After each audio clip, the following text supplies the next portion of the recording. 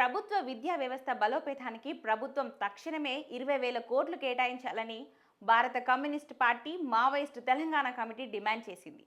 ఈ వ్యవహారంపై మావోయిస్టుల అధికార ప్రతినిధి జగన్ పేరిట ఓ లేఖ విడుదల చేసింది. ప్రభుత్వ విద్యా వ్యవస్థను బలోపేతం చేయాల్సిన ప్రభుత్వాలు కనీస చర్యలు తీసుకోవడం లేదని లేఖలో మావోయిస్టులు ఆరోపించారు.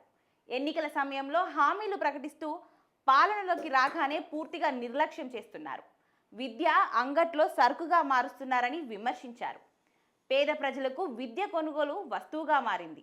ఇక జనాభా పెరుగుదలకు తగ్గినట్టుగా పాఠశాలలు, కళాశాలలు, విశ్వవిద్యాలయాలను పెంచకపోవడం వలన విద్య ప్రైవేట్ రంగం ద్వారా కొనుక్కోవాల్సిన పరిస్థితి దాపరించిందని ప్రభుత్వ విద్యను పాలకులు ఉద్దేశపూర్వకంగా నిర్లక్ష్యం చేస్తున్నారని లేఖలో మండిపడ్డారు.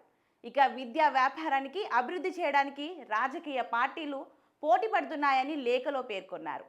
రాజకీయ నాయకులు సొంతంగా పాఠశాలలు, కళాశాలలు, విశ్వవిద్యాలయాలను ఏర్పాటు చేస్తూ పెద్ద ఎత్తున వ్యాపారం చేస్తున్నారని విమర్శించారు.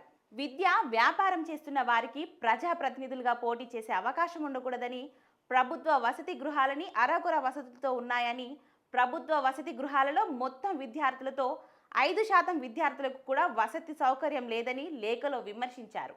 ఇక ప్రైవేట్ విద్యా సంస్థలు వ్యాపారం చేసుకోవడానికి ఫీజు రియంబర్స్మెంట్ను ఏర్పాటు చేసి ప్రభుత్వ విద్యా సంస్థలను కనుమరుగు చేస్తున్నాయని ఆరోపించారు. ఇక ఫీజు రియంబర్స్మెంట్ సదుపాయం కాకుండా విద్యార్థుల అవసరాలకు తగ్గట్టుగా ప్రభుత్వ విద్యా సంస్థలు ప్రారంభించాలని మావోయిస్టు పార్టీ డిమాండ్ చేసింది. అనుకురి మురళి, ప్రొఫెసర్ కోదండరాం, అద్దంకి దయాకర్, డాక్టర్ మహమ్మద్ రియాజ్ లాంటి సలహాదారులు ముఖ్యమంత్రికి సలహాలు, సూచనలు ఇస్తూ సంప్రదింపులు చేసి ప్రభుత్వ విద్యా రంగాన్ని బలోపేతం చేయడానికి, అభివృద్ధి చేయడానికి ప్రత్యేక శ్రద్ధ వహించాలని లేఖలో జగన్ డిమాండ్ చేశారు.